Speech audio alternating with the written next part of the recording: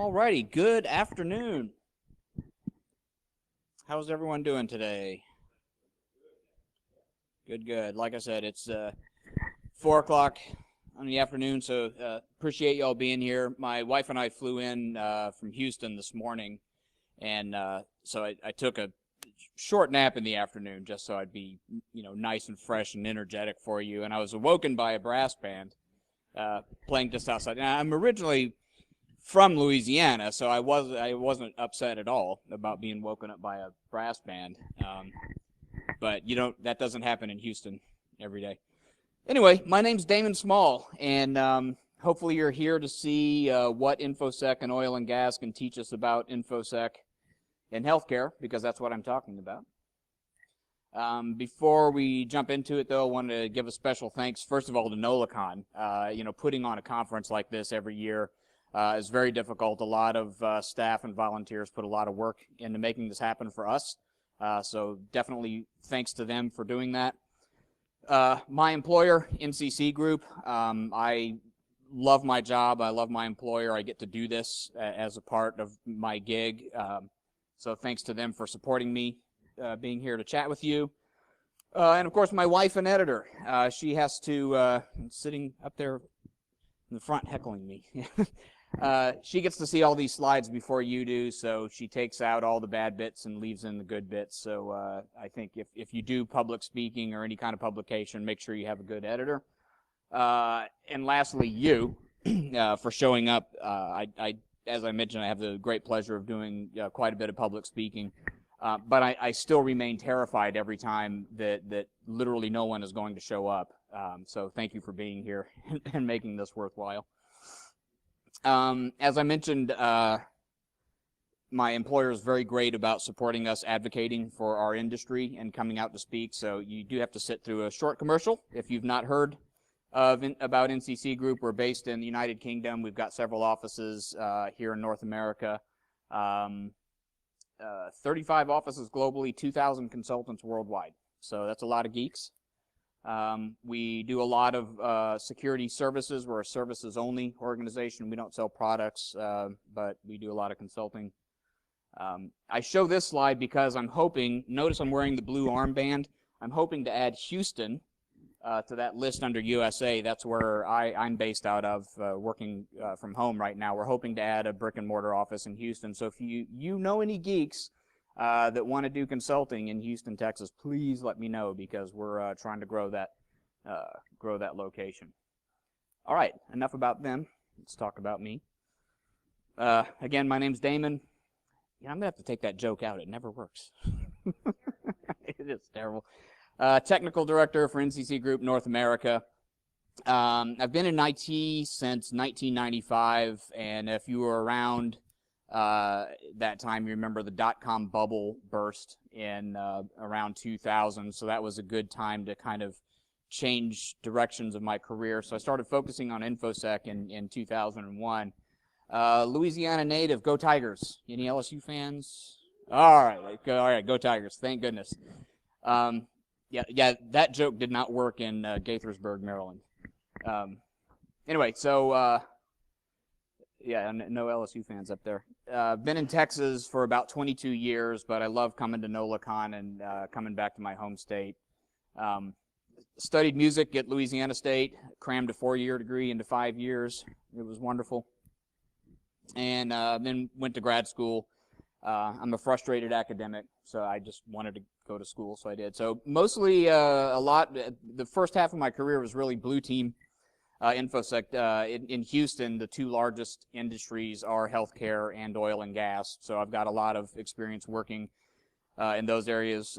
Did some DoD work as well, and Johnson Space Center is down south of Houston, so I've done some work with Johnson as well. So that's me, and you can see it snowed in Houston not long ago, so I took a picture of me in my backyard with the snow on the fence there, and just coincidentally I was wearing my NolaCon hoodie, so that's the picture. All right, give you a second to read that. So one of the benefits of being a consultant is that we get to exposed to a lot of different technical environments and different industries across different clients that we're working with. And so you see a lot of different ways to solve problems, some of which are very good and some are not so good. But that's why I have a job. So having spent those 10 years as a blue teamer, again, focused really heavily on oil and gas and healthcare, as a consultant over time, I've noticed that there are some similarities between those two industries. And I should pause for a moment and ask, does anybody perchance work in healthcare in some capacity? Oh, wow. Okay, good. Oil and gas? Also some hands. Okay, cool. So my idea was that some of those similarities that I noticed were surprising to me. Perhaps they'll be surprising to you as well. And maybe by doing a bit of a transfer of knowledge from one of those verticals to the other, maybe we can help each other out and in trying to solve some of these problems that we'll talk about here in a minute. Oh, right, consulting. There are two tenets for being a successful consultant. If you are a consultant, maybe you know this. If you want to be a consultant, you need to know this as well. Number one, never tell the client everything you know. Okay, next slide. Get it? No, okay. That joke didn't work either. All right, so we to start off, we're talking about Infosec problems, which is sort of inherently a technical discussion, but actually I think we need to start at layer 8 or 9. Which is the business of the problem. And I think a lot of business decisions and the way that these two vertical markets make business decisions has a lot of impact on how successful they are on solving the Infosec problems. So if you look at that first chart, it's a little difficult to see perhaps, but that the chart on the left is showing the price of crude oil over the years, and you can see it's fairly volatile. But the point is that entire vertical market exists selling a fungible good on a global market. So just, simple way to put it, they make a lot of money, or they do at times when oil is very expensive. Now, the graphic on the right, that again, I apologize, I realize you probably can't see that, but there's a lot of very interesting statistics about the Texas Medical Center in Houston, which coincidentally is the largest medical center of its kind in the world. And they see, 10 million patients per year, it's the 8th largest employer in the state.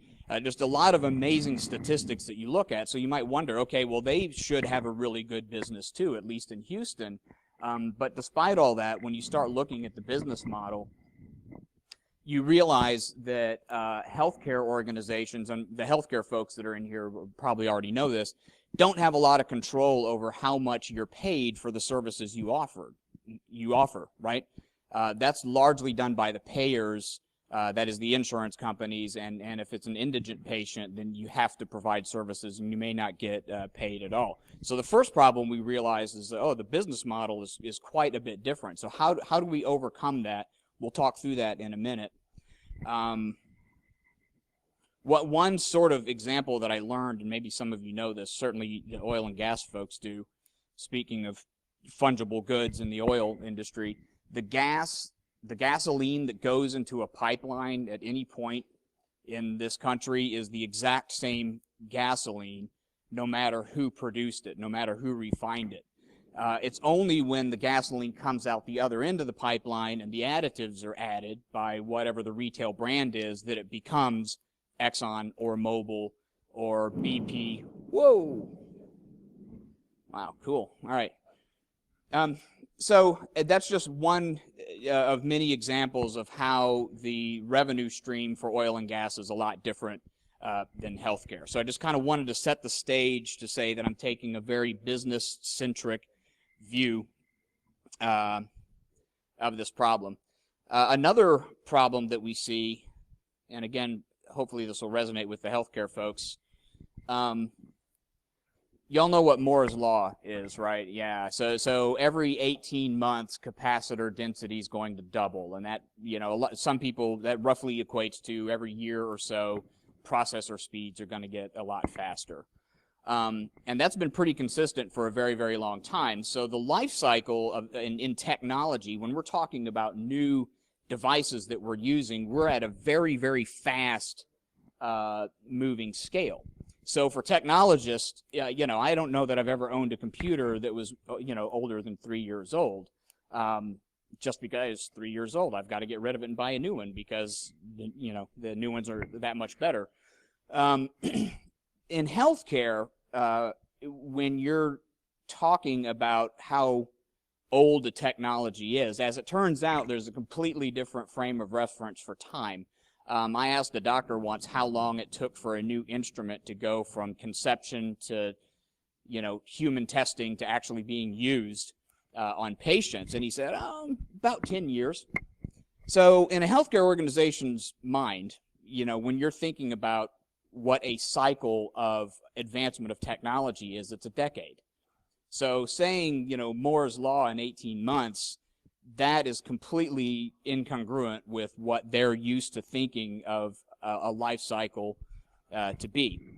And this will start making sense, I promise. You know, when you think about how often technology people say, hey, we've got to upgrade those servers, and the business might say, well, I mean, you know, they're only 7 years old. Why would we do that? As it turns out, there's reasons why the business doesn't view the world the same way that we do. And that's particularly evident in healthcare. And you could argue that that's the same in oil and gas as well. If you look at those peaks and valleys in the price of oil, some of those trends can take a very, very long time as well, right? Okay, so what I'm getting at, the first part of trying to help Infosec in either of these industries, frankly, is what you realize is that it's all based on spending decisions that the business is going to make before the information security team even gets to try and solve any problems, right? So what I've learned is that how organizationally you make those decisions and how much Infosec is involved in them is going to have a huge impact on how successful you're going to be. So it's not, or to put it a different way, not all systems are equal. I think a lot of organizations tend to say, okay, we're going to have an information security program, and here's our policies and procedures, and here's what we're going to do, and boom, you push that out across the entire organization. Well, like I said, not all systems are created equal, and if, you know, we all manage our own household budgets, and we all know the idea that you should never spend more money protecting something than what that thing is worth, right? You know, I had a, you know, before I got rid of my old Expedition, you know, I wouldn't carry expensive insurance on it because it wasn't worth anything. It's the same in IT and our information assets. Don't spend more than the asset is worth. Well, as it turns out, trying to figure out how much an information asset is worth is kind of tricky. Now, I'm happy to be wrong on this. Some people don't agree with me. My first point there, I say information has no intrinsic value. It might. Some people think it does, but I really think that the value of an information asset comes into play when you understand how it's applied or consumed. So it's not just a simple matter of oil and gas having more money, and yeah, it does sound crazy out there, doesn't it? Jeez, yeah, oh, good idea. Part of it, as it turns out, is oil and gas as an industry has gotten really good at this problem right here, which is trying to figure out how much an information asset is worth. So the first sort of case study I want to jump into here, it was an oil and gas company, and we were specifically talking about patching industrial control systems at a refinery. So if you deal with any sort of network operating system, it's got to be patched from time to time, right? And for the oil and gas folks, y'all probably know that industrial control systems are pretty tricky to deal with. So you can imagine, so of the oil and gas folks, anybody in IT and have to interface with the OT folks. Oh, my man. Yeah. All right, so you can imagine how this conversation went. This is a friend of mine that works at this oil and gas company, and IT rolled up to the refinery and said, surprise, we've got a new policy. Y'all got to patch those Windows boxes every month. Yeah, I'm still amazed that they weren't run over in the parking lot after that meeting by the OT folks. And the OT guy said, well, we could do that, but that requires a 4-hour outage of the control systems network every time we do that. And IT's like, yep, that's how IT works. That's what you do. And they're like, okay. So the refinery uses the telemetry from those control systems networks to optimize it so it runs at peak efficiency all the time.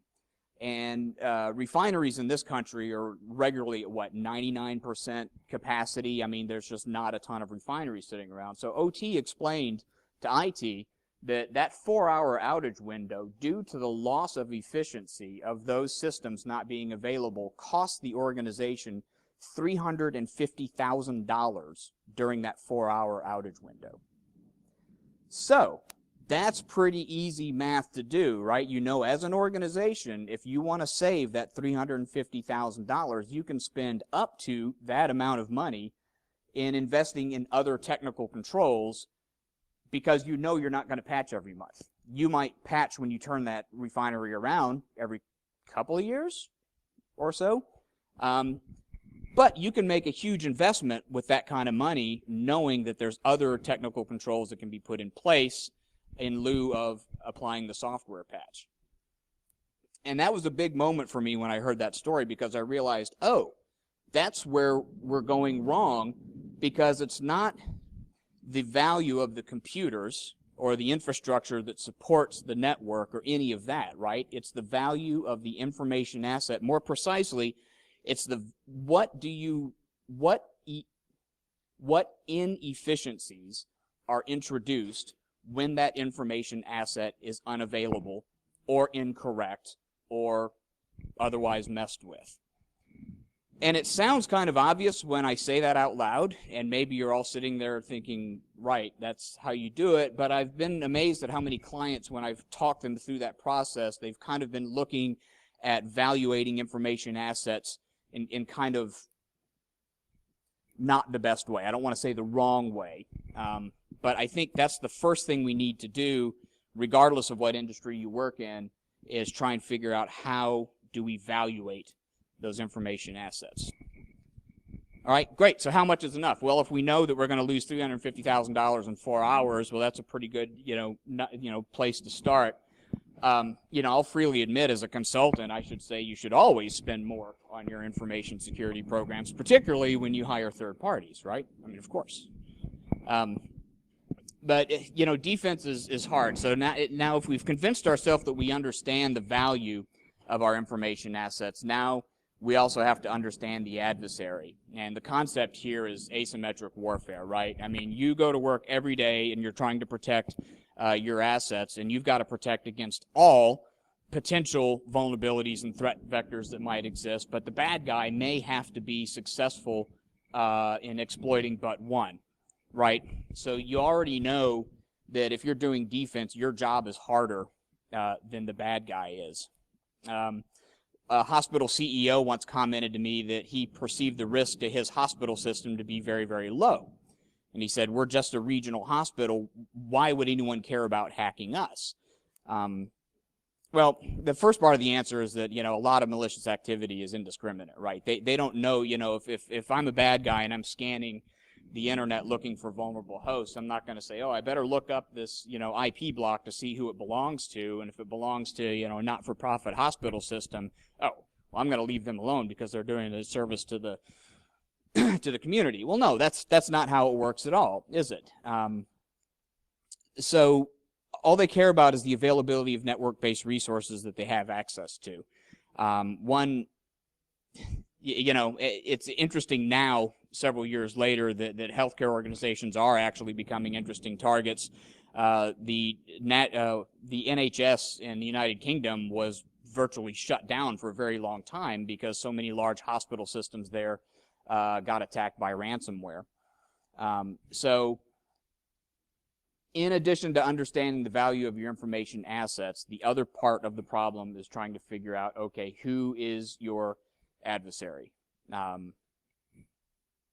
And what is your actual threat model look like? And by the way, so that's a clever picture of a hockey goalie there, and he's one person standing in the crease in front of the net, and there's all those skaters out in front of him taking shots. So this is where I ask the audience: is this a clever metaphor for how hard defense is, or is it just really a thinly veiled opportunity for me to show you a picture of my son playing ice hockey? And the answer is it's a little of both, isn't it? So again, how much is enough? Sadly, the answer is that we're never going to truly catch up, right? I mean, the bad guys on some levels are always going to be ahead of us, I think. And to flip it back to oil and gas, I was trying to understand the context of a system that we were being asked to perform an assessment on, and I always asked, specific to that problem that I just described, who is your threat actor? Who are you worried about for this particular system? And without hesitating, he said NGOs. So I looked up NGO. It was on the phone, so he didn't see me do it. And those are non-government organizations. In this particular case, he was worried about environmental groups that were very interested in disrupting this exploration operation that was going on in eastern Russia.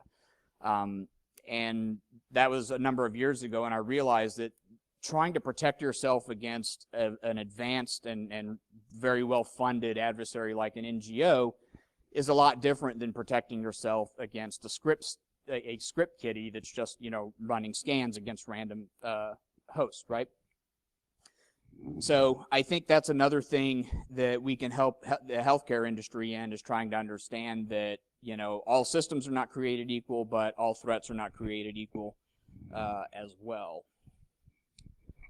Another couple of similarities that I discovered, so we talked about OT and IT, and for those of y'all that are, I apologize, I should have described that. OT is operational technology. Those are the people that manage SCADA systems and industrial control systems. IT, of course, is information technology. There's a lot of creative tension between those two teams because they have very different stresses, and those networks are managed in very, very different ways. As it turns out, you have the same thing in healthcare organization, where you have biomedical engineering teams that manage, well, the biomedical engineering devices, and those would be like radiological modalities like X-rays. It could be patient-delivered analgesics, the clicker, and it gives you drugs. Those networks are very similar because both ICS and biomedical are business and in some cases life critical. They're typically very highly specialized devices that might have off-the-shelf components, but they also have highly proprietary things in them. So when you have that mixture of specialized devices and specialized use cases with off-the-shelf components, you have a very interesting problem when you're trying to support them. Oil and gas is really good at describing those support models. Do y'all use for the oil and gas folks, do y'all use the Purdue model? It was developed, okay, right on, good. It's a model that describes things, and there's lots of models to choose from, and it's the great thing about standards is there's so many to choose from, right? So the Purdue model is one that's used a lot, at least in the United States. It was developed by Purdue University and some researchers that basically just try and describe the different security boundaries that exist between business networks and industrial control system and SCADA networks.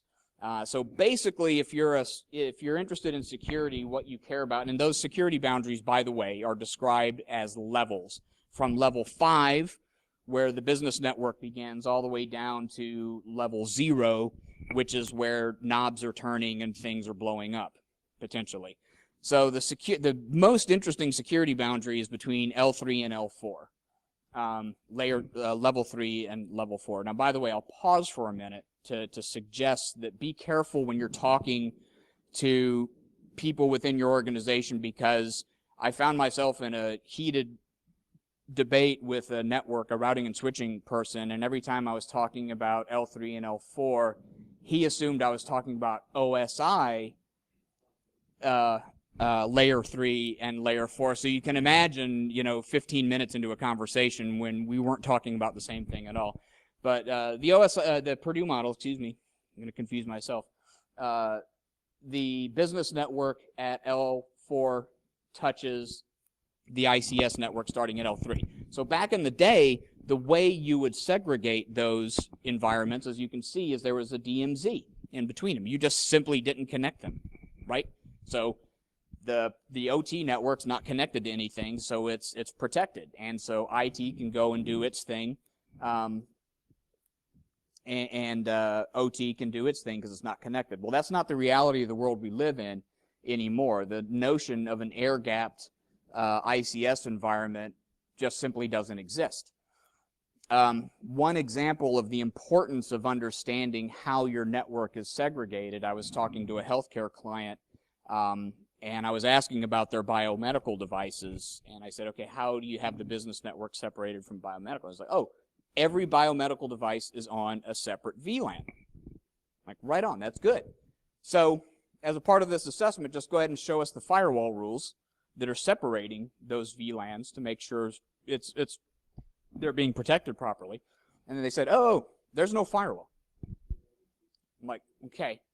So you've got them on a separate VLAN, that's good, but you've got unfettered switching, routing and switching going between the two environments.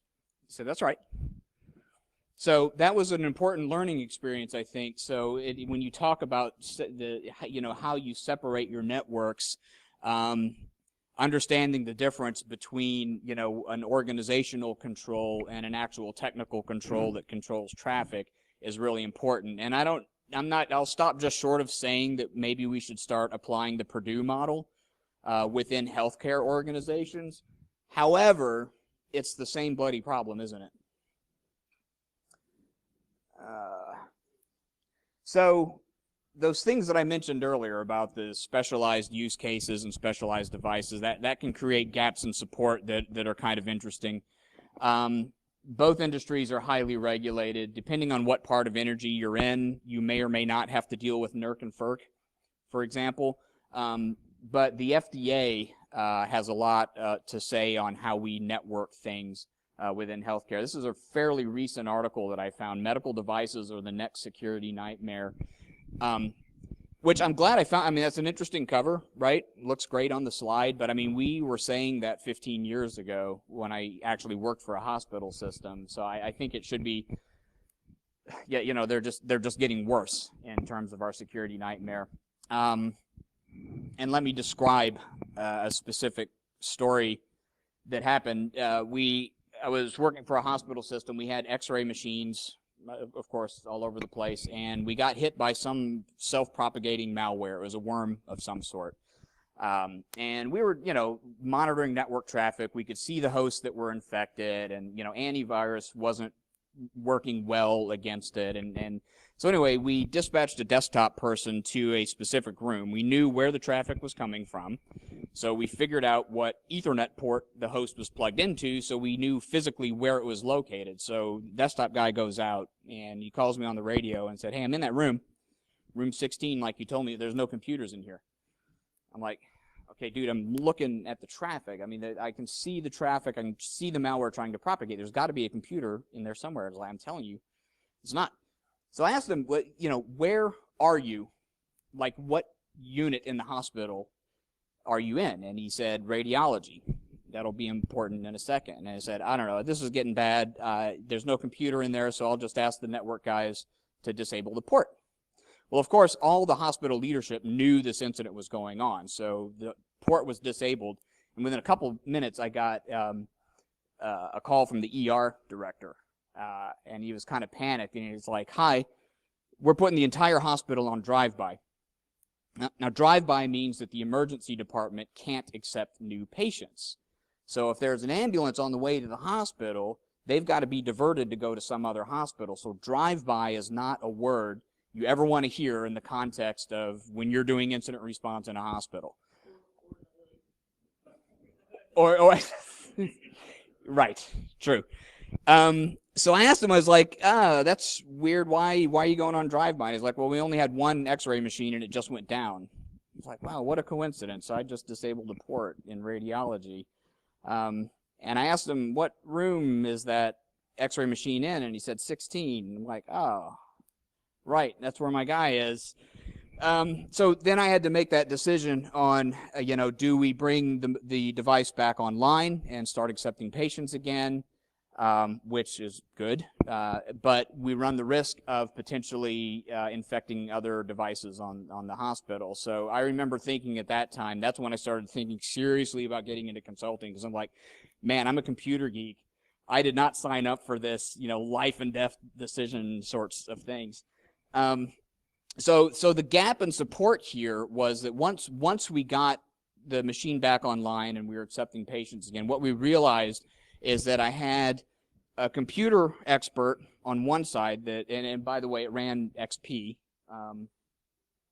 It was a number of years ago, though, who could patch the system and remove the malicious software, but because it was a biomedical device, he was not allowed to access the operating system of this device at all. I had a biomedical engineer standing right next to him who knew how to calibrate the helium and do all the crazy things in X-ray machines, but he didn't know how to log into the machine and do anything. So I had the two people that potentially could have solved the problem that couldn't work together because of regulations that prevented that sort of activity from taking place. It was absolutely maddening. I mean, I thought about beating it to death, not the people, but the X-ray machine with a sledgehammer, but as it turns out, they cost several $1 million, and that was frowned upon. So how do you fix those gaps in support? And I think the oil clients I'm working with are getting pretty good at bridging the gaps between OT and IT. And my suggestion here to everybody in the room is that the similar gaps that exist between IT and biomedical engineering can probably be solved in very, very similar ways. Well, and I mentioned earlier about the myth of the DMZ between L3 and L4, the evolving threat landscape. In oil and gas, you folks probably already know there's a lot of talk about, cloud-based SCADA systems, which 10 years ago, no one would have ever said that out loud and expect to be taken seriously. Now that sort of thing is happening. So, and you've also got the idea that you have local support at every production site for your ICS networks is becoming a myth as well, because, if for a multinational organization, for example, you might have locations all over the planet, and supporting those things on site is very, very inefficient. So in an effort to provide centralized support and supporting these cloud-based systems, you have to connect the ICS network to the business network. Same thing is happening and has been happening in healthcare for quite a while. We're integrating biomedical devices to the electronic health record, to PMPA, that's the patient management, patient accounting system. I remember I mentioned the PDA earlier, the patient delivered analgesic. You click the button and it gives you morphine or whatever. Those things, the sophisticated ones, will send a message to the patient's medical record saying that the patient just gave him or herself a dose of medicine. So now you've got a thing with a network stack sitting in a room with a patient that's talking to the medical record. What? So that's something that we didn't have to deal with 20 years ago. And as I mentioned, physical security, I feel, the healthcare folks, my heart goes out to you, because physical security is really hard in a healthcare environment. You've got people coming in to visit loved ones. You've got nurse stations that have many, many human users that don't have an association with a single workstation, for example. You've just got people going by and quickly logging in.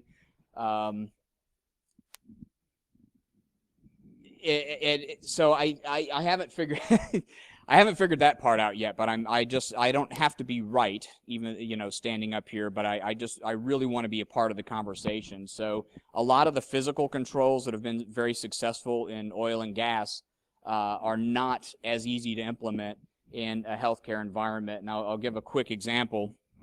Before moving on, I was hired to assess a clinic system in Dallas to figure out if I could gain, first of all, physical access into the, the back office part of the clinic, and then, what information was I able to gather while I was there. And the social engineering, and I'm a terrible social engineer, by the way, but this was easy.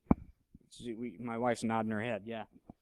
A terrible liar. So I just walked up and said, hi, I'm from IT and I'm here to help. Well, every clinic I went to had at least one or more printers that wasn't working right.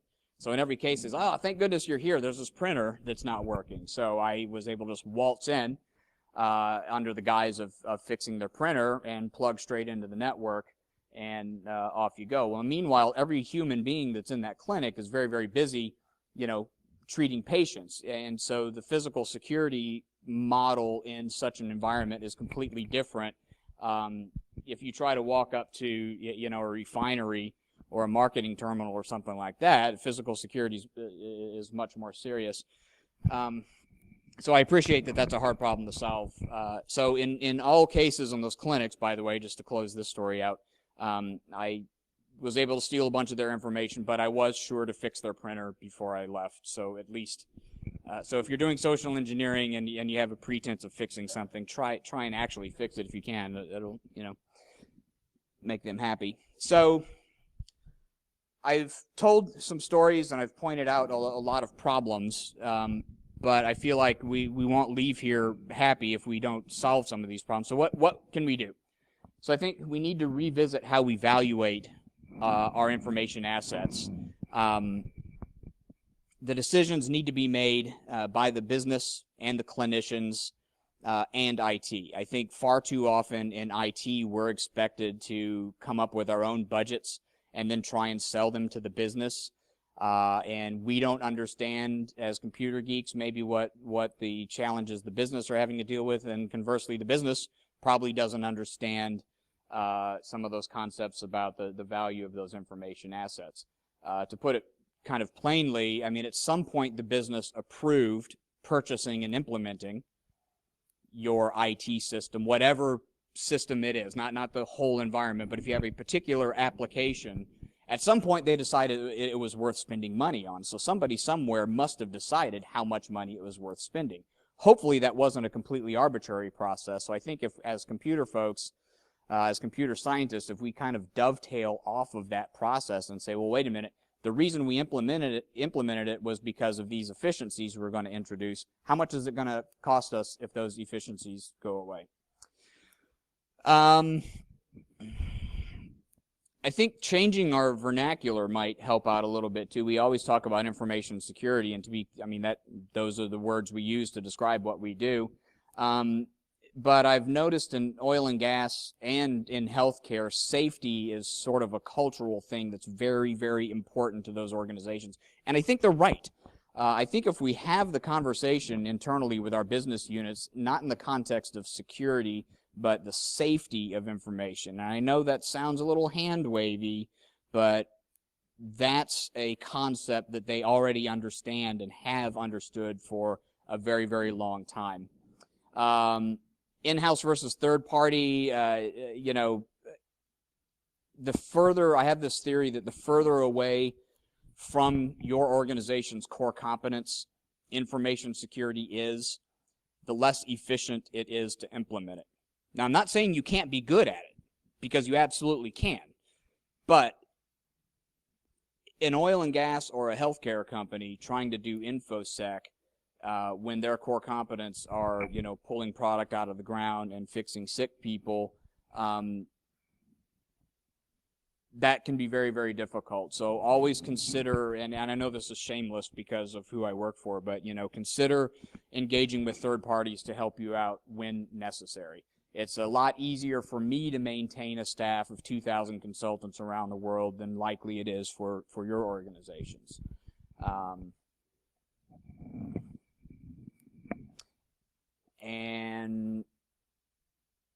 Oh, yeah, right. The last thought I had on that is, compliance is important. We talked about how heavily regulated these organizations are. But you can be compliant with something and still get attacked and still have an incident. So before blindly implementing technical controls, make sure that you understand your environment. and what your asset management looks like, how many devices you have, and again, make sure you understand which are the really important crown jewels to your organization and which ones are not worth spending as much on. And that's where often engaging with an objective third party can be helpful. So that is my story, and I'm sticking to it. Thank you for sitting through that again in the afternoon, right before a happy hour. That QR code is my contact information. Trust me, it's not a malicious URL or anything. Like I said, I don't have to. I'm not convinced. I'm not always right. I just want to be a part of the conversation. So I would love to hear y'all's feedback on what you agreed with, what you disagreed with, and just to help carry the conversation forward. Any comments or questions right now? Marcus, you're closer, so I'll go.